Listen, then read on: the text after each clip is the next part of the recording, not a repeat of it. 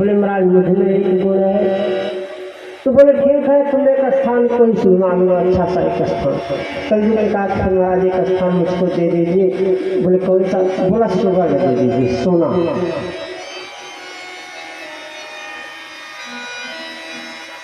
परीक्षित राजा ने विचार किया, बोले ठीक है। जब इसमें इतनी बड़ी विशेषता है कि केवल भगवान के नाम का संकीर्तन करने मात्र से ही परम पद प्राप्त हो जाता है, भगवान की कृपा प्राप्त हो जाती है, और उसमें भी कोई मन से भी भगवान का कीर्तन करे ना तो उसका पुण्य प्राप्त होता है, और अगर मन से पाप की बात सोचे ना तो उसका दोष नहीं लगता है।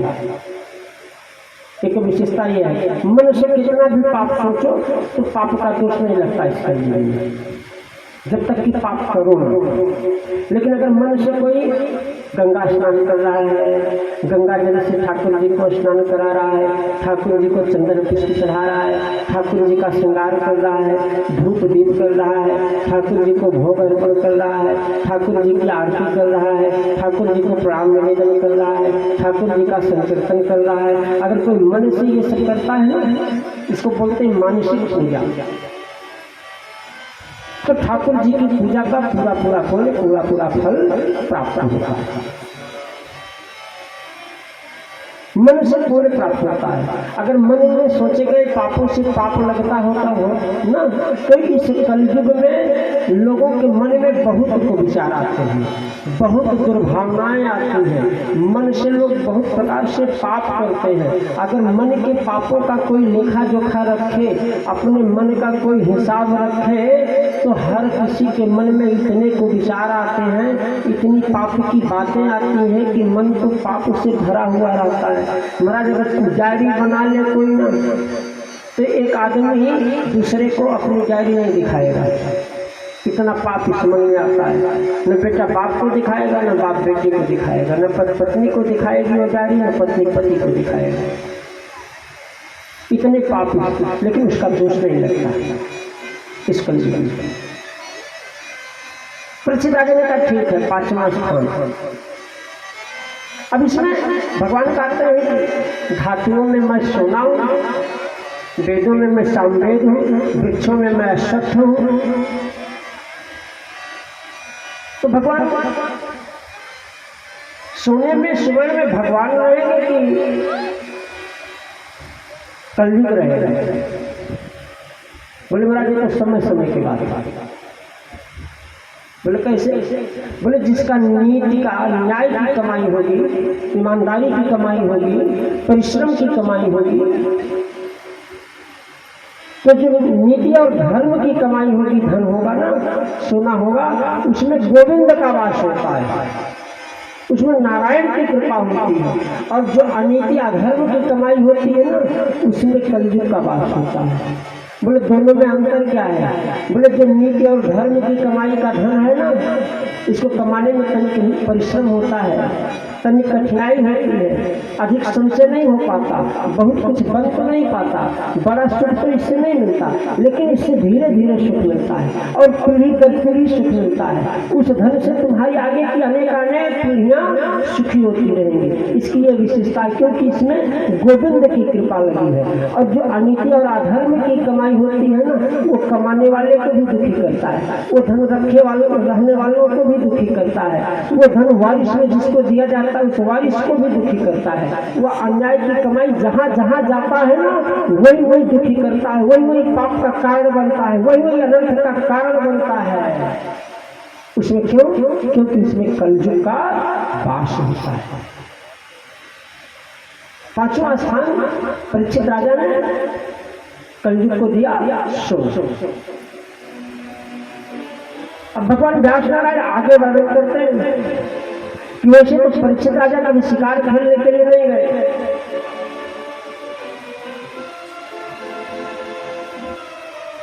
वैसे तो परीक्षित राजा कभी शिकार खेलने के लिए नहीं गए, लेकिन एक बार एकदा धनुर्धम्य, यहाँ एकदा शब्द आया, वो उसके पहले कभी गए शिकार करने, न बाद में राजा कभी गए शिकार करने के लिए। एक बार एकदा धनुर्धम्य विचरण मृगयां बने मृगानुगतः शान्तः क्षुधितस्तृषितो भृशम। परीक्षित राजा वन में शिकार करने के लिए एक बार जाते हैं। कब जाते हैं? आज जब परीक्षित राजा के मन में आया ना, वो चढ़ गए अट्टालिकाओं पर, कोठों पर चढ़ गए। उनके मन में विचार आया कि देखो तो सही, मेरे बाप दादाओं ने, पिता पितामहों ने मेरे लिए घर में क्या क्या संपत्ति रख छोड़ा है, तनिक देख तो ले, परख तो ले क्या क्या है। उनके मन में ऐसा भाव आया और वो चढ़ गए अट्टालिकाओं पर। तो कहीं तूड़ीर है, तो कहीं तरकश है, तो कहीं वक्तर है। युद्ध की अनेक प्रकार की सामग्रियाँ वहाँ भरी पड़ी हैं। एक से एक संदूक है। एक बड़ा दिव्य संदूक दिखा परीक्षित राजा को, और उस संदूक को राजा ने खोला तो देखा उसमें एक बड़ा दिव्य अद्भुत तेजस्वी मुकुट, बड़ी गजब की चमक। महाराज अनीति में ना अधर्म की कमाई में बड़ी अद्भुत चमक होती है, लेकिन बहुत थोड़ी देर में रहती है। उसका रंग फीका पड़ जाता है, रंग कच्चा पड़ जाता है। बिल्कुल उस मुकुट ने राजा का मन मोह लिया और राजा ऐसे भ्रमित हुए कि अपना वो पांडु वंश परंपरा का जो दिव्य मुकुट था ना, उस मुकुट को राजा ने उतार दिया और उस संदूक वाले मुकुट को निकाला और उसको अपने माथे पर लगाया। अभी मुकुट कैसे लग रहा होगा मुझको। उस मुकुट के धारण करने का फल ये हुआ ना कि व्यास जी लिखते हैं कि एकदा धनुर्गम्य, आज एक बार परीक्षित राजा शिकार करने के लिए गए। ऐसी क्या विशेषता थी उसमें? बोले वही विशेषता था, वह मुकुट का जो धन था, जो सोना था ना, वो अनीति की कमाई थी, वो अधर्म की कमाई थी, वो अन्याय की कमाई थी, बेईमानी की कमाई थी, दूसरे के हक की कमाई थी। बोले किसका था मुकुट? तो कथा कहती है कि वह मुकुट आप लोगों ने सुना होगा आताई राजा जरासंध का नाम, मगध अंग्रेज राजा जरासंध का मुकुट था वह। जब भीम ने जरासंध का वध किया ना, तो अर्जुन जरासंध का मुकुट लेकर के चले आए थे। जरासंध के बेटे ने उस मुकुट को मांगा भी था कि मेरे बाप का मुकुट मुझे दे दो। बोले अब मुकुट नहीं दूंगा, ये इतना अच्छा मुकुट है, जरासंध विजय का यही प्रमाण रहेगा मेरे पास।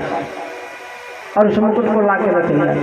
वह मुकुट जरासंध का था, एक आताई राजा का था जिसने अनाचार पूर्वक धन का संग्रह करके उस मुकुट का निर्माण किया था।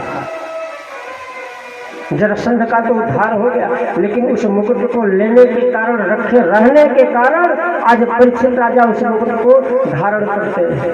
कलयुग ने सोचा इससे अच्छा अवसर कुछ आने वाला नहीं, सबसे बड़ा अधर्म तो इस मुकुट में ही है। कलयुग बैठ गया महाराज, माथे पे सवार हो गया, और जब ये सवार होता है ना तो मति ऐसे ही बदल जाती है।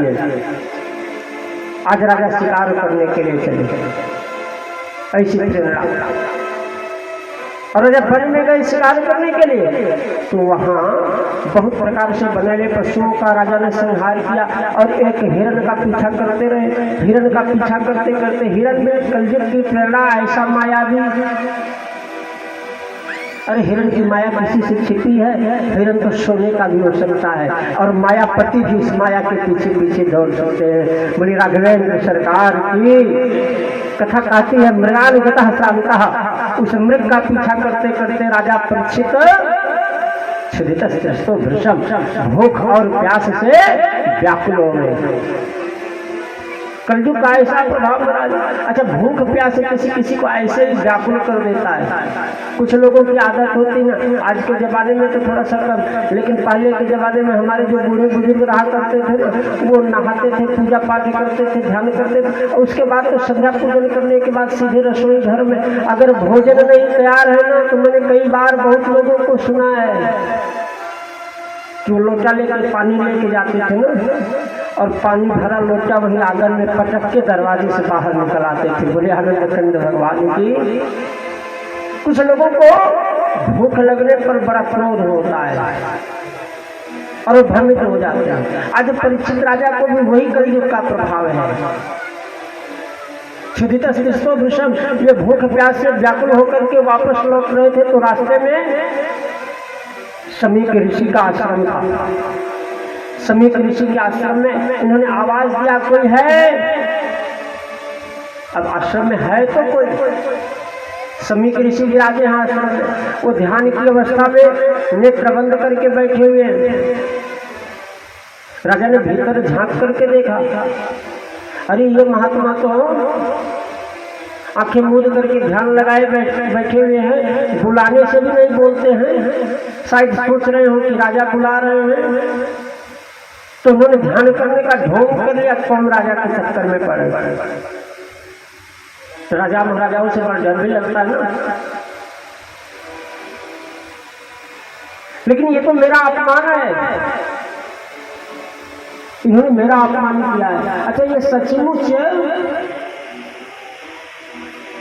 ध्यान लगाए हैं या ढोंग करके ध्यान लगा कर बैठे, इसकी भी तो परीक्षा हो जानी चाहिए।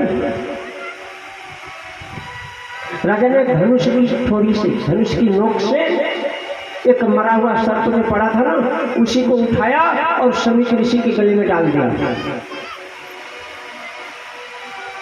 लेकिन समीक ऋषि तो फिर भी ध्यान में मग्न रहे, उन्हें कुछ पता ही नहीं चला।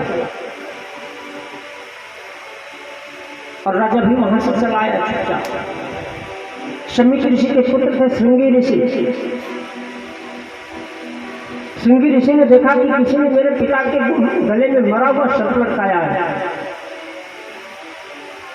श्रृंगी ऋषि ने सरस्वती नदी से जल लिया हाथ में। अरे भगवान श्री कृष्ण भले ही धराधाम पर नहीं रहे, लेकिन आज भी जगत में ब्राह्मण शक्ति जागृत है। मैं समीक ऋषि का पुत्र ऋषि कुमार श्रृंगी श्राप देता हूँ कि जिसने मेरे पिता के गले में मरा हुआ सर्प लटकाया है ना, आज के 7वें दिन उसे सर्पों का राजा तक्षक जसेगा। श्राप दिया। कुलांगार परिचित, आज के 7वें दिन तुम्हारी मृत्यु सर्पदंश से होगी। बस इतना कहने का ही उद्देश्य था।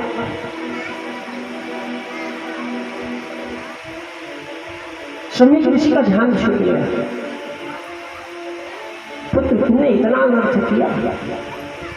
अरे ब्राह्मण को कभी क्रोध नहीं करना चाहिए। क्रोध करने से ना किसी को भी, क्रोधे में ज्ञान नाशनम, महाप्रभु वल्लभाचार्य जी कहते हैं, कामेन कर्म नाशा स्यात्, कामना करने से कर्म का नाश हो जाता है। इसलिए कर्म करो, सत्कर्म करो, भक्ति करो, लेकिन निष्काम करो। कामना नहीं, अपेक्षा नहीं होनी चाहिए जीवन में। हनुमान जी नौकरी देंगे तो लड्डू चढ़ाऊंगा, ये नंबर 2 की भक्ति है। भक्ति नंबर 1 की करो, अनन्य भक्ति करो, नंबर 2 की नहीं, 1 नंबर की। आचार्य जी बोला करते हैं, कामेन कर्मनाशा स्यात्, क्रोधेन ज्ञान नाशनम, क्रोध करने से ज्ञान का नाश होता है। लोभेन भक्ति नाशा स्यात्, लालच में भक्ति करोगे ना तो भक्ति